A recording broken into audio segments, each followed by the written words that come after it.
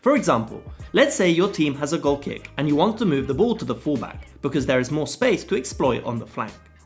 The goalkeeper could kick the ball directly into the fullback with a chipped pass. However, this move takes time and is rather predictable, given the goalkeeper's run-up, body shape, and arch of the ball giving the other team time to set up, closing off back passes and forward options. A more effective way of moving the ball to the fullback would be to do it indirectly through the holding midfielder.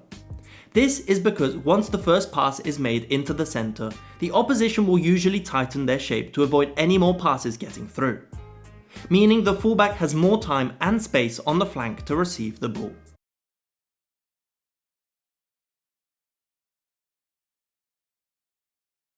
The concept of indirect play can be applied at any moment during the match.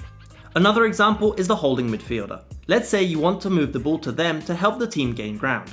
However, he is being shadow marked by the striker, so a direct ball to them is out of the question.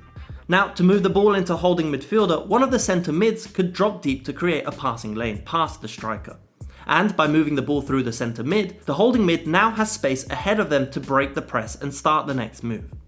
Players such as Kevin De Bruyne have mastered this ability, often hovering behind the opposition's midfield, making them feel safe that the team can't move the ball to him. Suddenly, the striker backs off the defence, receives the ball and lays it off to De Bruyne, who now has space in the most dangerous position possible, picking out the wingers or attacking the back line.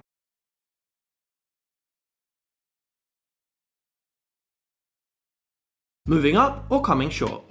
This tip is focused on a player's movement when a teammate is in possession of the ball. A good rule of thumb that can be applied at any moment is to move up and away from the ball if the teammate isn't being pressed, and to move towards the ball if he's under pressure. Let's make an example. Suppose your centre-back is in possession and you're the holding midfielder. If the centre-back isn't being pressed by the opposition's striker, then the holding mid should move away from the ball past the opposition's first line of press. Because by doing this, it could create a quick passing lane for the centre-back and break the first pressing line. Let's say the holding mid does the opposite and moves towards his teammate to create an immediate passing option. Well, all this does is mean the striker can instantly mark two players. A pass into the holding mid would simply be closed down, and now the team has one less option in midfield to move the ball forward, while having gained no significant advantage in moving up the pitch. However, if the centre-back is under pressure, then the holding mid in this case should move towards the ball to give the centre-back an outlet option. Dropping either side of the striker could work, but moving behind the striker and receiving the ball indirectly could be even more beneficial for the team. Is Inter's Nicolò Barella, dropping deep if the teammates are being pressed, but also recognising when a teammate has time on the ball, allowing him to gain a more advanced position to help the team in the final third.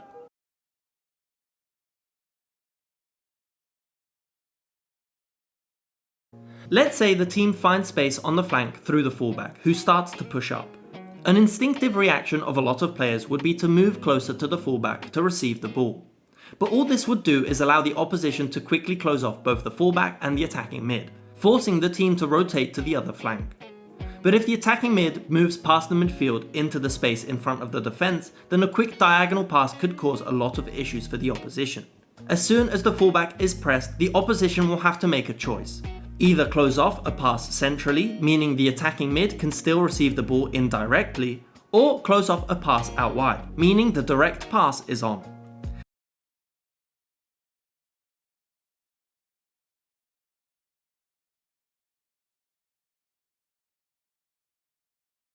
The 1-2 or a triangle. If you've ever played football even from a very young age, this is a technique that all managers will insist their teams learn to do effectively, as it's a rather simple but extremely efficient way of moving the ball forward. There are, generally speaking, three types of 1-2s that a team will use. An external 1-2, where the ball moves inside the pitch and then back outside, creating space for the winger. An internal 1-2, which usually looks to free up the half space.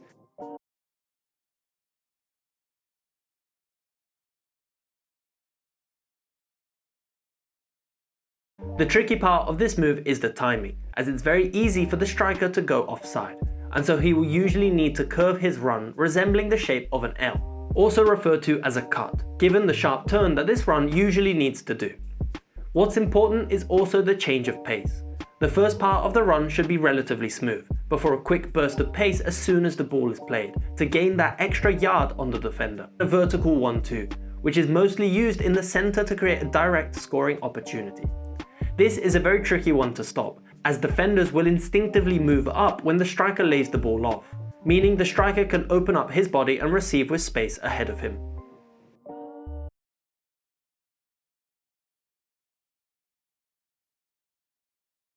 A pressing trigger is a set of circumstances that act as a prompt for a team to initiate their press. A lot of these may seem pretty obvious and intuitive. However, it is fundamental for the team to consistently recognize these patterns. Some examples include a bad touch or a bad pass, a moment of hesitation, or when the receiving player has their back to goal. All these should be cues for the player closest to the ball to start closing down the space immediately, and will need to be supported by his teammates to effectively limit the space needed to move the ball forward. However, not all mistakes should lead to a press, and the defending team will need to check their shape before aggressively closing down the opposition, as if not enough players are ready to move, then this will just lead to the team leaving dangerous gaps that can be exploited. Secondly, pressing traps are a more tactical method of forcing the opposition into an uncomfortable position. They usually require more organisation and are tougher to execute, as you are not relying on the opposition making a mistake. An example could be closing the centre of the pitch and forcing play out wide, where it's easier to defend as the pressing team can use the touchline as an extra defender.